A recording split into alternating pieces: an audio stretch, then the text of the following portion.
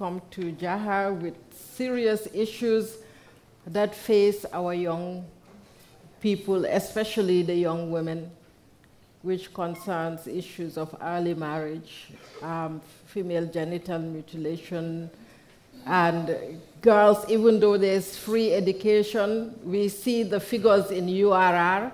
In Banjul and KMC, there are more young ladies in high school than boys. But when you go to URR, CRR, the figures are low for the girls still, even though everything is free for them. So she will share her story with us, with the challenges and how she became successful at it when us, the older generation, tried everything and couldn't. So I was born in Gambisara. I lived in Gambisara until 1994. I remember the year Yaya Jammeh took over. It was my dad and my grandmother that moved to Gambisara. And I was the first girl in my family, not the first girl, but the first child in my family to ever get enrolled in school. My mother's from Sierra Leone, and when we moved from Gambisara, because my dad is in the diamond trade, and he went to Sierra Leone as well as Angola, like most Sarahules in this country. And the reason why I remember she enrolled me in school is because for her, she felt like she wanted a better life for me. At the age of 14, my mother passed away. 3 months after my mother passed away, I was sent to America to get married to a man that I've never met. I was 15 years old. And after 2 months of being in that relationship, I ran away. When I ran away, I lived with my aunt and uncle. I remember before I went to the US, I was a student at Ndaus Comprehensive. A lot of people that went to Ndaus would remember me in middle school. I hated school. I hated education. If there was a hunting at the school, I was in charge of organizing it. If there was an every day, I was the leader at it. If there was any trouble making at Ndaus, you would always find me in it. And I remember when we start grade 9, I failed my grade 9 exam. And I remember Pa Juf and Auntie Vicky specifically said that I would not come back to Ndaus for grade 10. And this was around the time my mother passed away. But I knew that my family was about to ship me to America, so I didn't care. A lot of us got expelled out of Ndaus.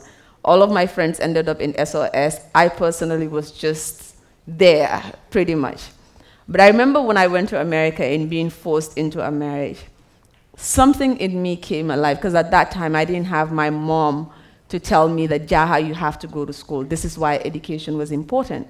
And when I ran away from my marriage, living with my aunt and uncle, they didn't want me to go to school. And I personally went around in a lot of schools in New York trying to get someone to enroll me.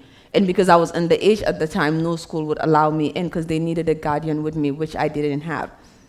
And the final school that I remember going to at the Bronx, I sat there, and when they told me without a guardian we wouldn't enroll you, I just broke down and started crying.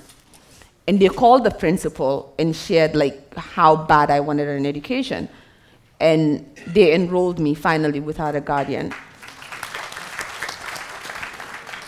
I was able to graduate at the 11th grade because at that point, all I did was read. All I did was educate myself.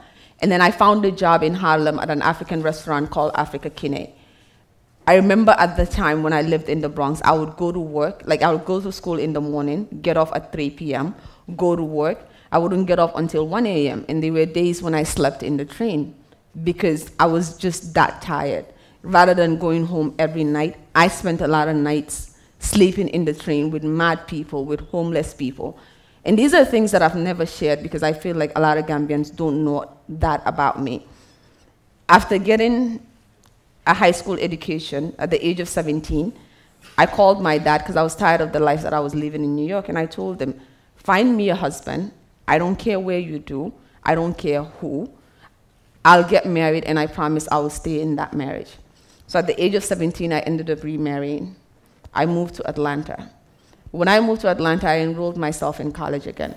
I graduated with a bachelor's degree in business administration. I started a job working for Wells Fargo as a bank teller. I started rising because the Sarahule in me loves money. And anyone that knows anything about banking in America, you know that the more sales that you make, the more money that you make. I started from a teller, I went to a service manager, to a banker, to an investment banker. And I made a lot of money doing that. But then I also know that with my story of what I went through female genital mutilation when I was 1 week old. Being forced to marry at the age of 15 once, and then again at the age of 17. I knew that I didn't want to see any other girl go through that. And I knew that the only way I can do something about this was to speak up about it. When I started Safe Hands for Girls, I didn't have much. I invested what I had into the organization. We went from an organization that I funded myself to where we are now. We're in 3 countries at the moment, and in 2018, we'll probably be in 7 countries. And we are about to launch one of the biggest campaigns on both FGM and child marriage. When I was called, I remember in 2016, I received a call from Time magazine, and they told me, we have a confidential message to share with you. And I remember I went online and Googled what Time magazine was, because at the time I didn't know what Time magazine was. And I saw that it was the biggest magazine in the world.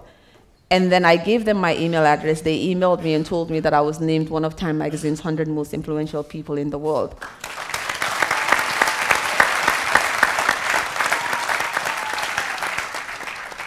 I remember I responded to the email and I was like, are you sure you're talking about Jaha Dukureh? I'm from Gambisara and I'm from the Gambia.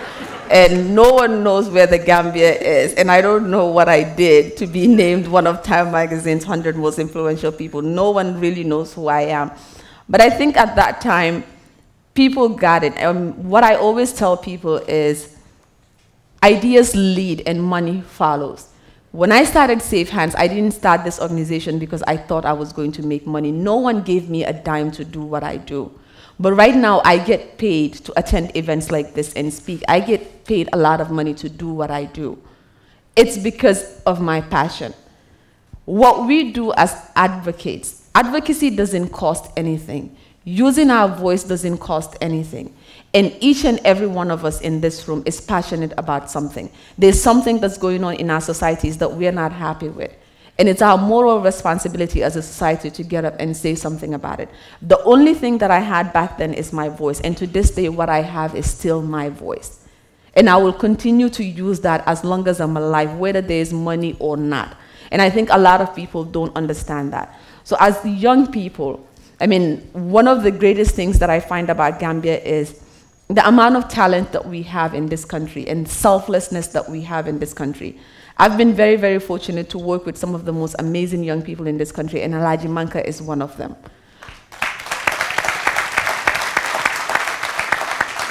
Manka is a prime example of someone that's keeping the history of our country. During the time of Jammeh, he was there when he shouldn't have been there.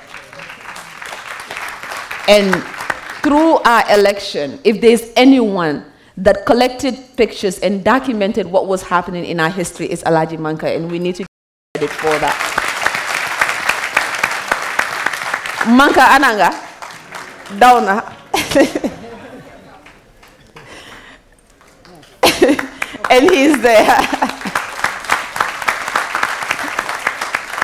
Manka doesn't do what he does because of money. He does it because he genuinely cares. He worked with us when we didn't have anything, and to this day, when we have activities and we call him, he tells us, just pay for my way to get there. You don't have to pay me. And you don't find a lot of that in our country. And I think as young people, we need to get together and support one another. That's the beauty about the relationship that I have with people like Manka. It's like we may not be in the same field, but we believe in what each other does. And I think if more of us can get together and do that for one another, our country will move ahead. We need to support our own. With the FGM campaign, I was tired of white people talking about how barbaric our parents are. I was tired of the West controlling the narrative when it comes to female genital mutilation and some of these issues that we were facing. For me, this is my story. This is my culture. This is my lived experience. And if anyone is going to talk about it, it's going to be me. If anyone is going to talk on behalf of my sisters, it's going to be me. If you're going to make policies about our life, I need to be at that table because I have that lived experience. And I can speak to it more than anyone else. So, in a nutshell, that's my story. That's who I am. And thank you so much to Uncle TAF. I moved back to the Gambia in June of this year. And Uncle TAF is my neighbor. He was wonderful enough to allow me to stay at one of his apartments. And I've been living there, so I'm a renter in one of his apartments. But I think I appreciate someone like Uncle TAF because every single day he inspires me to want to be better. He inspires me to see what I want to be. And for me to see someone like him, a Gambian, to look up to is something that means a lot to me. So thank you, Uncle TAF, for creating this opportunity as well.